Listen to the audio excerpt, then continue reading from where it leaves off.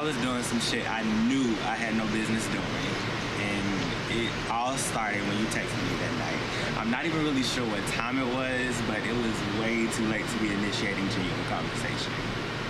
But let's just be honest. I mean, we're not kids. We both only had one thing on our minds, so that didn't matter to me.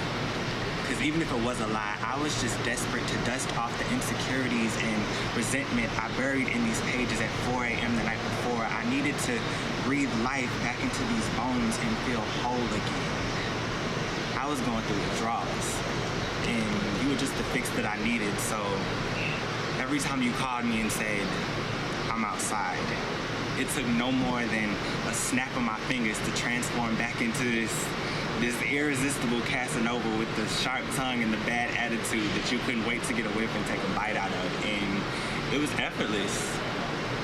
Like a chameleon, I blended into my wallpaper and my bed sheets, filthy with stardust on my lips. I was mesmerized by the galaxy that is you, and you coursed through my bloodstream like heroin. We were hot as hell off of each other, kind of like three sheets in the wind. We told lies that our contorted limbs foolishly believed as our hearts sent signals in opposite directions.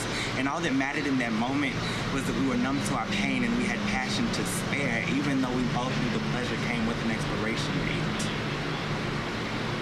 It's like every time we finished painting the room with our promises to get up when it was over, I wasn't sure whether to choke you or roll you up in my blunt and smoke you, because it was never about the sex to me. I fed and survived off of the intimacy between us. I reveled in the afterglow of our red velvet kisses and our erotic rendezvous that always seemed to end abruptly before dawn. The sun had this crazy knack for catching us red-handed like we were kids with our hands in the cookie jar before dinner. We dove recklessly head first into the cloudy skies between each other's thighs. The stars told the dramatic account of our drunken, heartless escapades, the many nights that we frolicked in my fabrics. You and I were never meant to love each other, but we were too distracted by each other's mirages to care. Our addictions to each other were inevitable, and any effort to fight it would have been futile, because it just felt too damn good. We masqueraded as havens for the unmentionables in each other's pockets. You were a very convenient distraction from the fingerprints of the last one left on my soul, and I was a refreshing departure from the typical weak-ass niggas you were never hesitant to dispose of once the wind stole one too many leaves from your branches.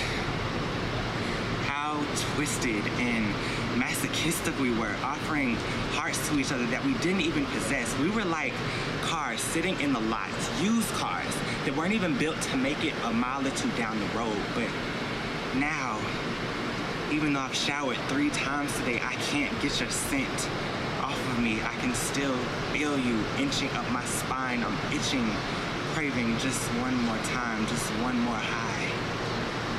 I'm outside.